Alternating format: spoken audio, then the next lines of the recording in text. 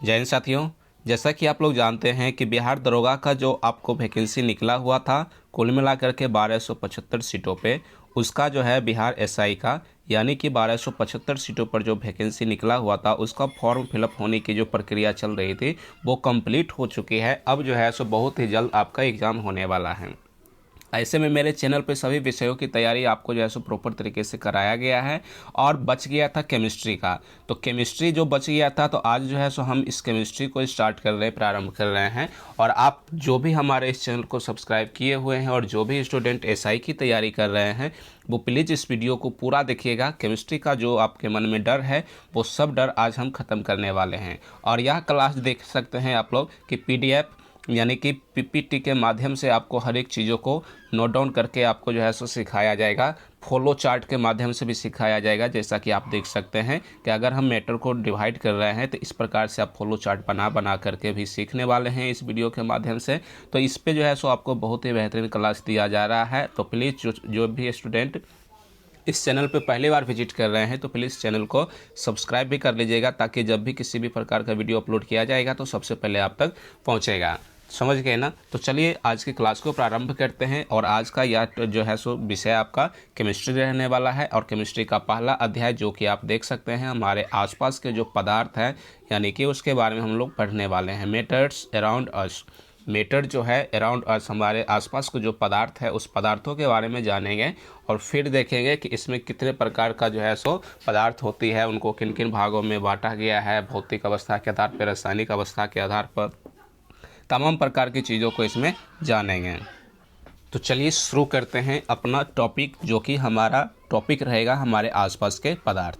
अब इसके बारे में थोड़ा सा इसका साइज छोटा कर लेते हैं, एक सेकंड समय दीजिएगा आप लोग। चलिए हमारे आसपास के जो पदार्थ है उसके बारे में हम लोग पढ़ेंगे। इसमें देखिए सबसे पहले हमें ये तो समझना पड़ेगा, जिस केमिस्ट्री को, जिस रसायन शास्त्र को हम पढ़ना प्रारंभ कर रहे हैं, सबसे पहले तो यही समझ लेना है कि इस रसायन शास्त्र जो केमिस्ट्री है ये आया कहाँ से, इसकी उत्पत्ति किस प्रकार से हुआ, कहाँ से आया, इसके बारे में आपको समझना है। तो केमिस्ट्री शब्द की उत्पत्ति के बारे में अगर हम बातें करें तो केमिस्ट्री शब्द की उत्पत्ति जो है वो मिस्र से हुई है। मिस्र एक देश है, उसी मिस्र से जो है सो केमिस्ट्री की उत्पत्ति हुई है, क्योंकि मिस्र के जो है सो कीमिया शब्द से हुई है इसकी केमिस्ट्री की उत्पत्ति। और इस कीमिया का अर्थ होता था वहाँ पे काली मिट्टी। तो आपको समझना है कि केमिस्ट्री जो है वो, इसका शाब्दिक अर्थ अगर देखा जाता है तो काली मिट्टी ही होता है, क्योंकि यह कीमिया शब्दों से बना हुआ है। तो आपको बताना है कि मिस्र देश में कीमिया शब्द से यह बना हुआ है जिसका अर्थ होता है काली मिट्टी। तो केमिस्ट्री के बारे में आपने समझ लिया। ये मिस्र में जब काली मिट्टी जो था वहाँ पे कीमिया शब्द इसको दिया जाता था, और उसी कीमिया से ही निकल के आया है क्या, तो केमिस्ट्री आया है जिसका अर्थ होता है काली मिट्टी। तो ये आपका पहला क्वेश्चन इस प्रकार से भी बन सकता है। फिर अगला और भी अगर इसमें आप देखेंगे तो इसके बारे में आप कह सकते हैं दूसरा पॉइंट में कि इसके अध्ययन को हम लोग जो है सो केमिटिंग कहते हैं। क्या कहते हैं? केमिटिंग कहते हैं।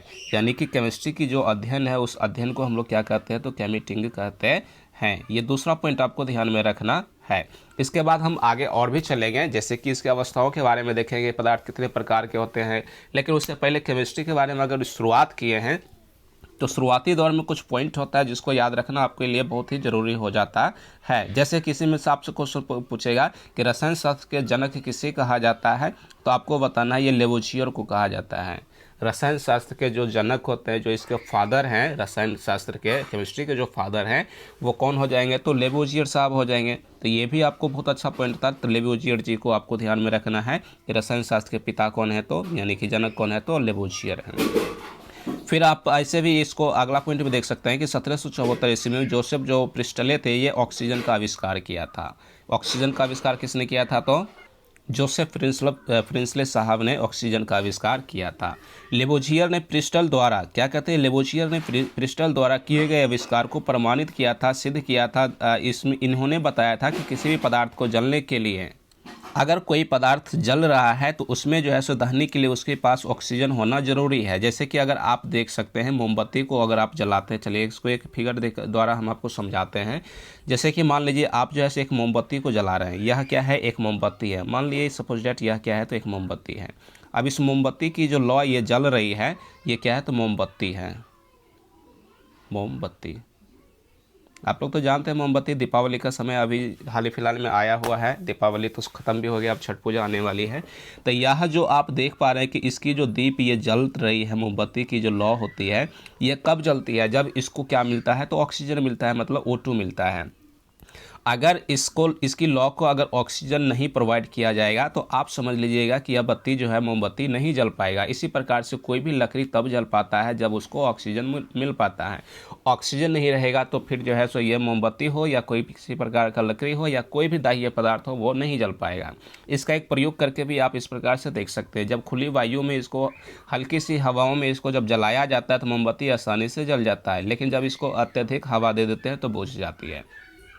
परंतु आपको एक बात को समझना है कि इसकी बस अगर समझना है ऑक्सीजन की उपस्थिति का यहाँ पे क्या प्रभाव पड़ता है, तो आप एक दूसरा मोमबत्ती बना लीजिएगा और इस दूसरे मोमबत्ती पे आपको क्या करना होगा, बस कुछ नहीं करना होगा, बस एक काम कीजिएगा कि इसके ऊपर जो है सो एक कांच की गिलास ले लीजिए और इसको अच्छे से इसको ढक दीजिए।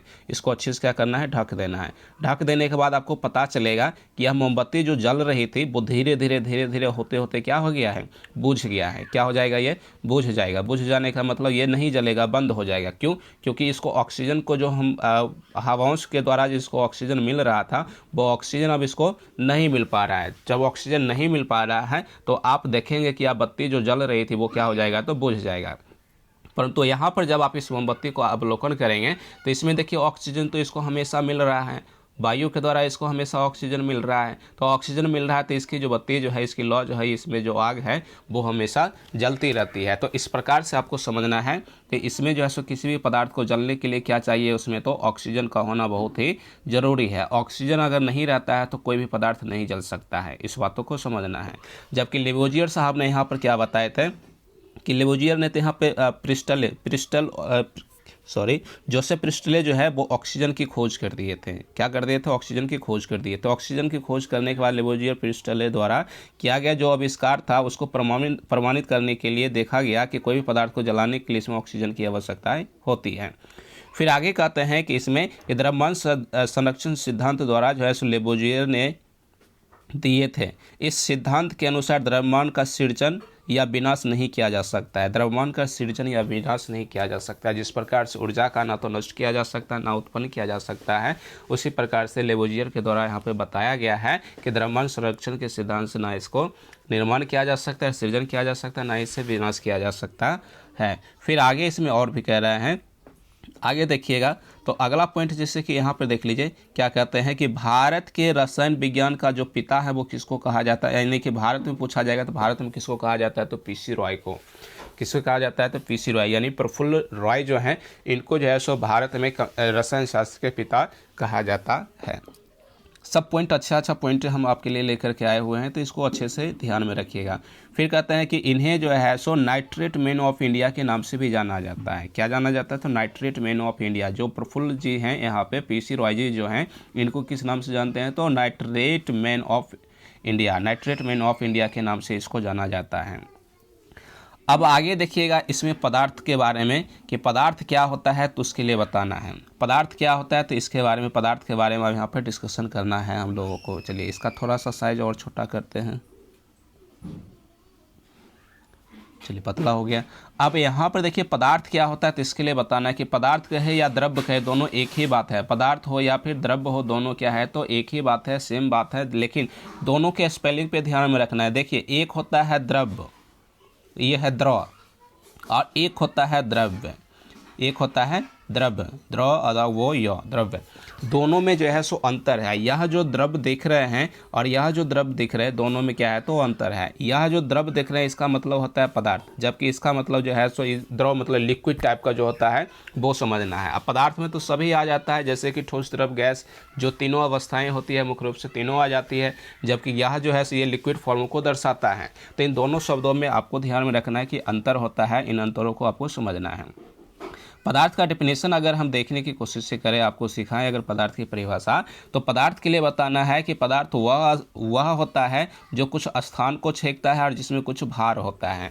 यानी कि कोई भी वस्तु पदार्थ है कब, जब वह कुछ स्थान को छेके, वह क्या करे, कुछ स्थान को छेके, और इसके साथ साथ इसमें क्या हो, तो कुछ भार भी हो, कुछ वजन भी हो, तो उसे हम क्या कहेंगे, पदार्थ कहेंगे, उसी वस्तु को हम लोग क्या कहेंगे, पदार्थ कहेंगे। तो इस हिसाब से अगर देखा जाए तो दुनिया में कोई सा भी वस्तु ऐसा नहीं है जिसमें द्रव्यमान ना हो और जिसमें कोई स्थान छेकने की क्षमता ना हो, वो सभी वस्तुएं क्या हो जाएगा, तो पदार्थ हो जाएगा। परंतु एक बात को ध्यान में रखना है कि प्रकाश जो है वो द्रव पदार्थ नहीं है, क्योंकि प्रकाश जो है सो स्थान नहीं छेकता है, प्रकाश जो है वो स्थान नहीं छेकता है, तो प्रकाश जो है सो आपको पदार्थ नहीं होगा, इस बातों को ध्यान में रखना है। बाकी सभी जो है सो जिसका भी नाम आप देख रहे हैं, चाहे वो हवा हो जाए, हवा भी क्या हो जाएगा, तो यहाँ पर पदार्थ हो जाएगा, हवा भी क्या हो जाएगा, तो पदार्थ हो जाएगा। हवा पदार्थ इसलिए हो जाएगा क्योंकि हवा में वजन होता है। अगर एक खुली ट्यूब में आप उसका वजन करेंगे ट्यूब का, तो उसका वजन कुछ और मिलेगा, परंतु उसी ट्यूब में जब हवा भर दिया जाता है, जो आप चलाते हैं ना, साइकिल चलाते हैं, मोटरसाइकिल चलाते हैं, 4 व्हीलर चलाते हैं,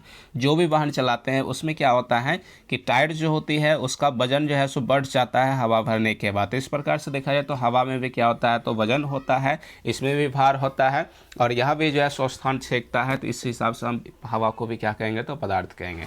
बाकी आप जो भी चीज़ें देख रहे हैं, ईंट भी देख रहे हैं, किसी का दरवाज़ा देख रहे हैं, किसी का मकान देख रहे हैं, यहाँ तक कि हम खुद भी जो हैं, हम सभी मानव भी क्या हैं, तो पदार्थ के श्रेणी में आ सकते हैं, क्योंकि पदार्थ का परिभाषा ही है कि जिसमें जो है सो स्थान छेकने की क्षमता हो और जिसमें कुछ द्रव्यमान हो यानी कि भार हो, उसी को क्या कहते हैं, तो पदार्थ कहते हैं। तो मानव के पास भी भार होता है और मानव भी स्थान छेकता है, तो ये भी क्या हो जाएगा, तो पदार्थ हो जाएगा।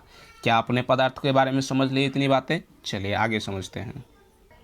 आगे कहते हैं इसमें कि उन्हें पदार्थ कहते हैं। विश्व की सभी वस्तुएं पदार्थ है, विश्व में जितनी भी वस्तुएं सभी क्या है, पदार्थ है, किंतु प्रकाश पदार्थ नहीं है। यही हमने अभी तुरंत समझाए आपको।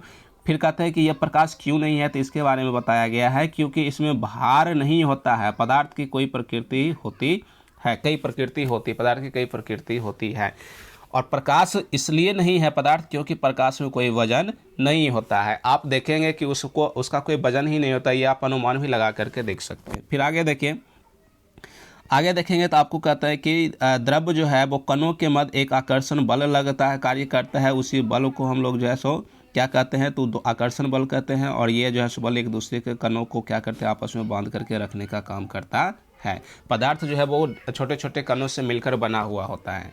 पदार्थ जो होता है वो क्या होता है, तो छोटे छोटे कणों से मिलकर के बना हुआ होता है। और इन सभी कणों के बीच क्या होता है, तो ये आकर्षण बल काम करता है। क्या काम करता है, तो आकर्षण बल काम करता है। इसी आकर्षण बलों के कारण ही पदार्थ जो है सो चिपके हुए रहते हैं एक दूसरे के साथ। जो ठोस अवस्था में होती है वो इस प्रकार से हो जाता है। बाकी द्रव और गैसीय अवस्था भी होती है, उसमें भी आकर्षण बल लगता है, लेकिन किसी में ज़्यादा काम करता है आकर्षण बल, किसी में कम करता है।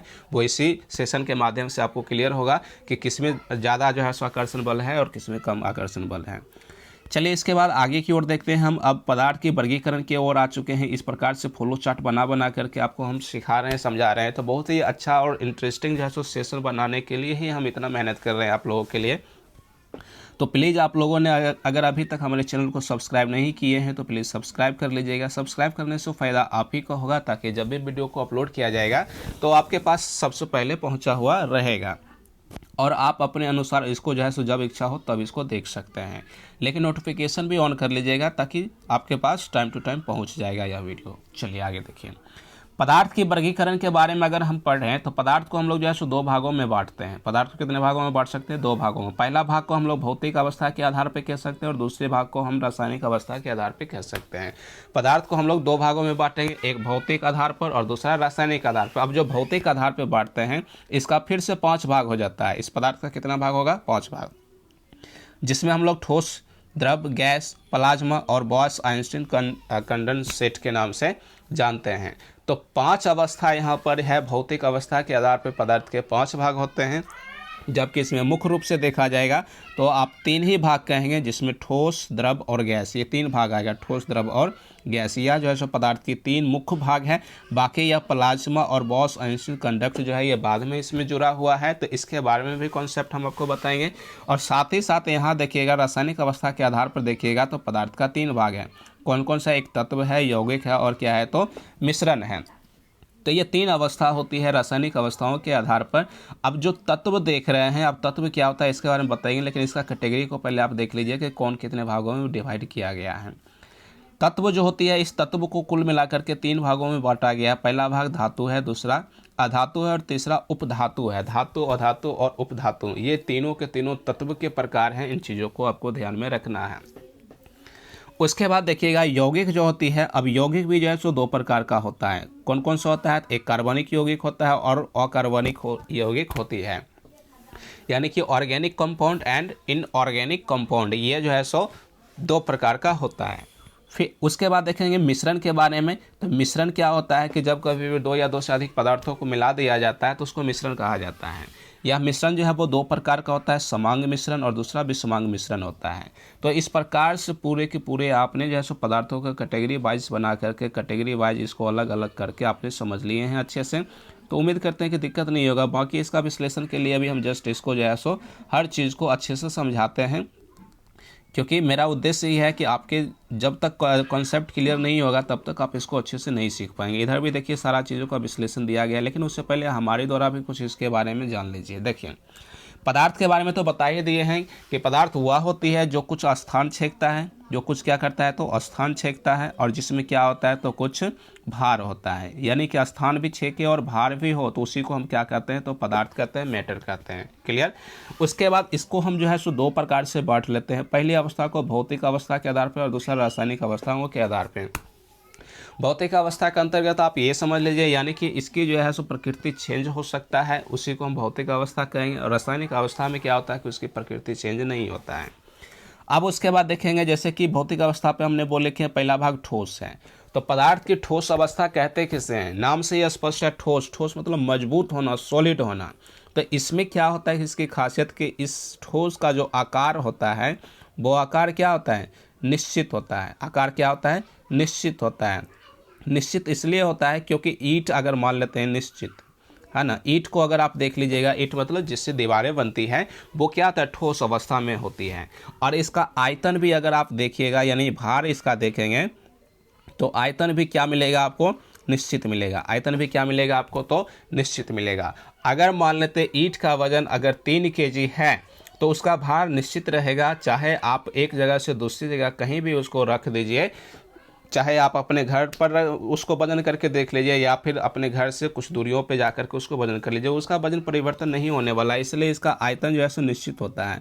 और आकार भी क्या होता है तो निश्चित ही होता है, क्योंकि एक बार जो उसका स्वरूप दे दिया गया है ठोस पदार्थों का वो उसी अवस्थाओं में रहता है, वो अपने आकार परिवर्तन नहीं करता है। तो इस हिसाब से हम कह सकते हैं ठोस का परिभाषाओं के आधार पर कि ठोस वह होती है जिसकी आकार एवं आयतन दोनों निश्चित होती है। ठोस पदार्थ वह पदार्थ है जिसका आकार एवं आयतन दोनों क्या होता है तो निश्चित होता है, उसी पदार्थ को हम लोग क्या कहते हैं तो ठोस पदार्थ कहते हैं। क्या समझ गए आप लोगों ने ठोस पदार्थों की परिभाषा? बहुत अच्छे से हमने आपको समझाने की कोशिश की है उदाहरण के साथ।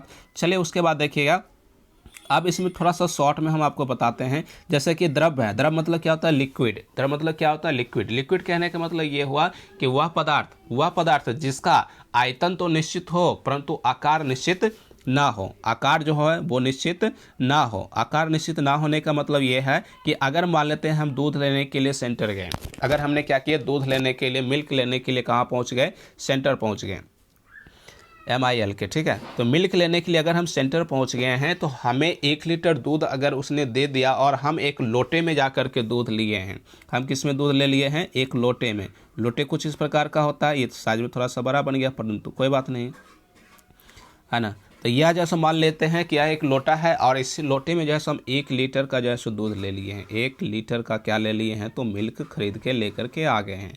अब इस दूध को जब हम लोटे में रखें तो इसका आकार जो होगा दूध का वो लोटे के आकार का हो जाएगा, परंतु जब इसको गर्म करने के लिए सुराही में रखा जाएगा, तसले में रखा जाएगा या किसी देगची में और भी बर्तन होती है उसमें रखा जाएगा, तो यह मान लेते हैं कि यह जो ऐसे एक दूसरा बर्तन है, एक क्या है तो ये है दूसरा बर्तन है। अब इस बर्तन में इसको गर्म करने के लिए अगर हमने चढ़ा दिए हैं तो अब दूध की जो आकार होगा इस बर्तन के पेंदी में आ जाएगा, तो इसका आकार थोड़ा सा बड़ा हो जाएगा, फैल जाएगा, इसमें कम था। फिर गर्म करने के बाद इसी दूध को मान लेते हैं एक थाली में अब रख लिए हैं। किस में रख लिए हैं? एक थाली। यहाँ पर मान लीजिए ये थाली है, इस थाली में जब रख लेंगे दूध को तो थाली के आकार का दूध हो जाएगा। तो इस प्रकार से आप ये समझ सकते हैं कि लिक्विड को जिस भी आकार में आप ढालना चाहें उस आकार में इसको बड़ा ही ईजिली ढंग से ढाल सकते हैं, कोई दिक्कत नहीं है। इसका आकार बदल जाता है, परंतु जो इसका आयतन होता है वो 1 लीटर का 1 लीटर ही रहता है, इसका आयतन चेंजिंग नहीं होता है। तो द्रव के बारे में बताना है कि पदार्थ की वह अवस्था यानी वह पदार्थ जिसका आकार निश्चित ना हो परंतु द्रव्यमान इसका निश्चित हो तो उसी को हम लोग क्या कहते हैं, द्रव कहते हैं। अब उसके बाद देखिए आगे चलिएगा तो आगे इसमें और क्या कहता है, आगे इसमें कह रहे हैं गैसीय अवस्था। गैसीय अवस्था में क्या होता है कि ना इसका आकार निश्चित होता है और ना ही इसका आयतन निश्चित होता है। पदार्थ की यानी कि वह अवस्था जिसमें ना आकार निश्चित हो और ना ही इसमें जो है सो आयतन निश्चित हो, उसे हम गैसीय अवस्था कहते हैं। और प्लाज्मा अवस्था वो होती है जो कि अत्यधिक टेम्परेचर पर गर्म कर दिया जाता है। जैसे सूर्य जो है ना वो एक प्लाज्मा अवस्था में है। सूर्य किस अवस्था में है, तो प्लाज्मा अवस्था में। ठीक इसी प्रकार से एक लोहार जो होता है, जो लोहे को तपा करके उसका आकार बदलने का काम करता है, तो लोहे एकदम लाल टकटक जो बना देते हैं गर्म कर करके वो किस अवस्था में ले आते हैं, तो प्लाज्मी अवस्था में ही उसको कन्वर्ट कर दिया जाता है। इसी प्रकार से देखेंगे सोनार जी जो होते हैं, जो सोना का काम करते हैं, वो सोनार भी क्या करते हैं कि अगर पुराने जो भी स्त्री जाते हैं अपने जेवर को बदलवाने के लिए, तो वो सोनार पुराने जेवर को क्या करते हैं, पहले गला करके पिघला देते हैं और पिघला देने के बाद फिर उसको जो भी चीज़ बनाना चाहता है, जो भी अन्य जो गहना होती है बनाना चाहते हैं, वो उस रूम में ढाल देते हैं। तो यह क्या है, तो प्लाज्मा अवस्था का ही रूप। अत्यधिक टेम्परेचर पर जो भी पदार्थ है उसे हम क्या कहेंगे, तो प्लाज्मा अवस्था कहेंगे। उसके बाद देखिए लास्ट अवस्था, भौतिक अवस्थाओं का जो लास्ट अवस्था होता है बॉस आइंस्टीन कंडेंसेट होता है। इसमें क्या होता है कि इसमें रिसर्च अभी चल ही रहा है, इसके बारे में कोई परफेक्ट जानकारी, पूर्ण जानकारी प्राप्त फिलहाल नहीं है, परंतु इतना हम जरूर कह सकते हैं कि बॉस आइंस्टीन कंडक्ट जो है वो पदार्थ की सबसे ठंडी अवस्था को माना जाता है, क्योंकि ये सबसे ज़्यादा टेम्परेचर पर है, तो ये सबसे ज़्यादा ठंडे पर है। इसकी जो टेम्परेचर है वो -273 डिग्री सेल्सियस तक है, -273 डिग्री। आप समझ सकते हैं हमारे भारत में अगर टेम्परेचर 8 से 10 डिग्री आ जाता है तो हमें ठंड की अनुभूति होती है। 0 डिग्री आ जाने पर बर्फ़ जम जाने लग जाता है। और यह जो पदार्थ की अवस्था है वो कितना है, तो माइनस में है 273। इस बातों को ध्यान में रखना है कि माइनस में 273, तो समझ सकते हैं कितना ठंडी अवस्था इसका है। इसी को हम लोग बॉस आइंस्टीन कंडेंसेट कहते हैं। तो इतना आपने समझ लिए। अब चलिए हम समझते हैं इसके बारे में अगले रासायनिक अवस्थाओं के आधार पर जो पदार्थ है उसके बारे में।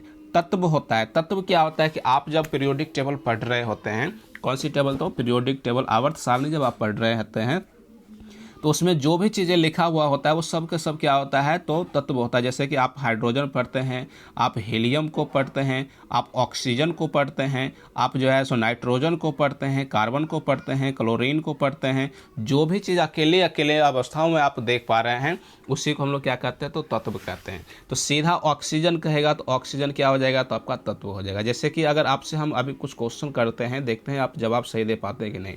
अगर हमने ले लिए ऑक्सीजन, इसके बारे में पूछेगा यह क्या है, तो आपको बताना है कि यह ऑक्सीजन जो है वो क्या है, तो एक तत्व है। अगर आपसे पूछ लिया कि यह क्या है, हाइड्रोजन, तो आप बोलेंगे कि तत्व है। कार्बन क्या है, तो ये बोलेंगे कि तत्व है। क्लोरीन क्या है, तो ये भी बोलेंगे कि आप क्या है, तो तत्व है। ये सभी क्या है, तो तत्व है। तो जो अकेले अकेले रहता है वो क्या हो जाता है, तो तत्व हो जाता है। समझ में आ गया ना। अगर मान लेते हैं कि इसमें दो गो के साथ हो गया, जैसे हाइड्रोजन भी आ गया और ऑक्सीजन भी आ गया, तो H2O से क्या बन गया, यह एक यौगिक बन गया, ना कि यह तत्व रहा, क्योंकि इसमें हाइड्रोजन और ऑक्सीजन दो गो हैं। समझ गए ना। जोड़ा लगने का मतलब समझ रहे हैं ना। मान लीजिए यह लड़का है और यह एक लड़की है, तो दोनों को जब विवाह हो जाएगा तब इसको यौगिक कह देंगे। दोनों का विवाह हो जाएगा तो इसको यौगिक कह देंगे। लड़का लड़की जब विवाह करते हैं तो उसी को हम लोग क्या कहेंगे, यौगिक। समझना है केमिस्ट्री की भाषा में, ठीक है। और जब अकेला अकेला रहेगा, लड़का अकेला लड़की अकेली रहेगा, तो इसको हम लोग क्या कहेंगे, तो इसको हम तत्व कहेंगे। समझ में आ गया ना। ठीक इसी प्रकार से अगर आपसे पूछ लिया जाए कि ऑक्सीजन क्या है, O2 क्या है, तो इसके बारे में क्या बताएंगे। तो देखिए O2 क्या है, तो अगर मान लेते यह एक लड़का है तो दो गो लड़का हो गया। क्या लड़का हो गया, दो गो लड़का हो गया। तो लड़का में लड़का शादी तो नहीं होता ना, ऐसे आप समझिए इसको। केमिस्ट्री को हम इजीली वे में समझाने की कोशिश से कर रहे हैं। तो दो लड़का तो शादी नहीं कर सकता है ना, तो मतलब ऑक्सीजन भी O2 भी क्या हो जाएगा, तो यह भी एक तत्व ही होगा, ठीक है। अगर O3 कह देंगे तो ये भी क्या होगा, तो एक तत्व ही होगा, क्योंकि इसको समझ लेना 3 लड़का है। या लड़की के रूप में जानेंगे तो इसको समझ लेना 3 लड़की है। तो लड़की में लड़की शादी तो नहीं होता है। तो इस प्रकार से आपको समझना है कि जब एक ही रहेगा, सेम रहेगा तत्व, तो उसको भी हम तत्व कहेंगे। लेकिन इसमें जो है सो अणुओं की संख्या बदल जाने के कारण इसको पूरे को जो है सो हम क्या कह सकते हैं, अणु कह सकते हैं। क्या कहेंगे, इसको अणु कहेंगे। समझ में आ गया ना। चलिए उसके बाद देखिए अब यौगिक क्या होता है, कंपाउंड। कंपाउंड के बारे में भी तो बता ही दिए ना कि जब दो या दो से अधिक तत्व मिलकर के एक अलग रूप बनाता है तो उसको हम यौगिक कहते हैं। मिश्रण क्या होता है कि जब दो या दो से अधिक पदार्थों को एक साथ मिला दिया जाता है तो उसको हम लोग मिश्रण कहते हैं। उसको हम लोग क्या कह सकते हैं, मिश्रण। जैसे कि अगर हम शरबत ही बना रहे हैं तो शरबत बनाने में क्या लगता है, पानी लगता है। शरबत बनाने में क्या लगेगा, पानी लगेगा। पानी के साथ साथ इसमें चीनी चाहिए, पानी के साथ साथ क्या चाहिए, तो चीनी चाहिए। और चीनी के साथ साथ इसमें क्या चाहिए, तो थोड़ा सा नमक भी डाल करके, नींबू डाल करके, वगैरह वगैरह डाल करके शौकीन आदमी पीते हैं विभिन्न प्रकार के इसमें और भी पदार्थ को मिला करके। तो इस प्रकार से क्या हो जाएगा, मिश्रण हो जाएगा। अब यह मिश्रण जो है वो दो प्रकार के, एक समांग मिश्रण होता है और दूसरा विषमांग मिश्रण होता है। तो समांग मिश्रण उसे कहते हैं जिसमें दो पदार्थों के कण एक दूसरे के बीच जो है सो अच्छे से समा जाता है। उसमें कहीं भी ये आप चेक करके नहीं बता पाएंगे कि यह मिश्रण जो है सो ये अलग अलग इस पदार्थ को किया जा सकता है। जैसे दूध और पानी को अगर हम मिला देते हैं, दूध और पानी को मिला देते हैं तो फिर उसमें हम ये नहीं कह सकते हैं कि यहाँ से यहाँ दूध है और यहाँ से यहाँ पानी है। तो ऐसे मिश्रणों को हम लोग क्या कहेंगे, समांग मिश्रण कहेंगे। हालांकि इसके बारे में और भी डिटेल से बताएंगे, लेकिन फिलहाल हम समझा रहे हैं आपको। और विषमांग मिश्रण वो होती है जिसमें दो या दो से अधिक पदार्थों को एक साथ मिला दिया जाता है, परंतु दोनों पदार्थों का कण जो है सो एक दूसरे के बीच अच्छे से नहीं मिल पाता है। जैसे एक पानी ले लीजिए और दूसरा कंकर पत्थर ले लीजिए। पानी और कंकर पत्थर ले लीजिएगा ना, तो आपको पता चलेगा कि पानी अलग है और उसमें जो डाला गया पत्थर है वो भी अलग है। तो ऐसे मिश्रणों को हम लोग क्या कहेंगे, विषमांग मिश्रण कहेंगे। क्या आपने इतना बात समझ लिए? चलिए, इतनी बात अगर आपने समझ लिए तो अब उसके बाद देखिए धातु और अधातु के बारे में समझते हैं। अगला हमारा टॉपिक रहेगा, क्या रहेगा, तो यहाँ से धातु समझ लिए, अधातु समझ लीजिए, उपधातु समझ लीजिए। इसको जो है सो हम आपको जो है सो क्लास जब आगे की ओर प्रारंभ करेंगे तो उसमें बताएंगे। वीडियो थोड़ा सी लंबी हो रही है तो इसलिए इस वीडियो को हम यहीं रोकना चाहेंगे। इसी प्रकार से आपको सारे चीज़ों को पढ़ाया जाएगा, सिखाया जाएगा। देखिए हमने जितना भी अभी आपको समझाए हैं वो सब चीज़ का डिफिनेशन आपको इसमें मिल जाएगा। जैसे ठोस किससे कहते हैं, फिर ठोस के जो है सो अंतराण्विक बल क्या होता है इसके बारे में बताएंगे।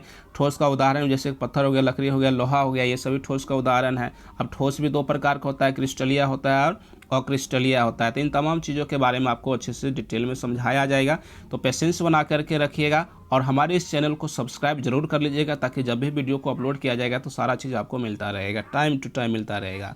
अब क्रिस्टलीय ठोस क्या होता है, अक्रिस्टलीय ठोस क्या होता है, इस सब का परिभाषा हम आपको समझाएंगे। द्रव क्या होता है, गैस क्या होता है ना। तो उम्मीद करते हैं कि यहाँ तक की वीडियो आपको समझ में आ गया होगा, यहाँ तक की क्लास आपको समझ में आ गया होगा। अगर आपको हमारी पढ़ाई अच्छा लगता है, आपको पसंद आया हो, तनिक भी पसंद आया हो, तो प्लीज़ आप हमारे चैनल को सब्सक्राइब कर लीजिएगा, ताकि जब भी वीडियो अपलोड किया जाएगा तो आपको सबसे पहले पहुँचा रहेगा और आप इसको देखेंगे। यह वीडियो जो है सो आप जैसा कि देख रहे हैं कि बिहार टीचर के लिए भी ये वैकेंसी निकला हुआ है। जो बिहार टीचर जो है उसके लिए भी वैकेंसी जो है सो निकला हुआ है और फॉर्म भरने की प्रक्रिया जो है सो प्रारंभ है। उसके बाद एसआई की जो तैयारी करने वाले स्टूडेंट हैं उसके लिए भी ये जो है सो रामबाण साबित होने वाला है। बीएसएससी के जो तैयारी करने वाले स्टूडेंट हैं उसके लिए भी यह वीडियो इम्पोर्टेंट होने वाला है। इसी प्रकार से बिहार पुलिस की भी जो स्टूडेंट हैं उसके लिए भी यह वीडियो जो है सो अच्छी होने वाले हैं, उसके लिए भी ये जो है सो इम्पोर्टेंट है। तमाम प्रकार के जो है सो ये आप स्टूडेंट अगर हैं किसी भी कंपटीशन की तैयारी कर रहे हैं तो यह वीडियो आपके लिए बहुत ही सफिशिएंट माना जाएगा केमिस्ट्री के लिए, क्योंकि आज जो है सो हमने केमिस्ट्री को प्रारंभ किए हैं। अब जो है सो इसका दूसरा पार्ट हम आज ही डालेंगे, लेकिन इस वीडियो को यही स्टॉप करते हैं। तो कैसा लगा हमारा क्लास, आप लोग ज़रूर प्लीज़ हमें कमेंट करके बताइएगा कि इस प्रकार का पढ़ाई आपको कैसा लगता है और इसमें क्या सुधार करने की आवश्यकता है। आप हमें सजेशन भी दे सकते हैं। तो चलिए मिलते हैं फिर किसी अगले वीडियो में, तब तक के लिए जय हिंद।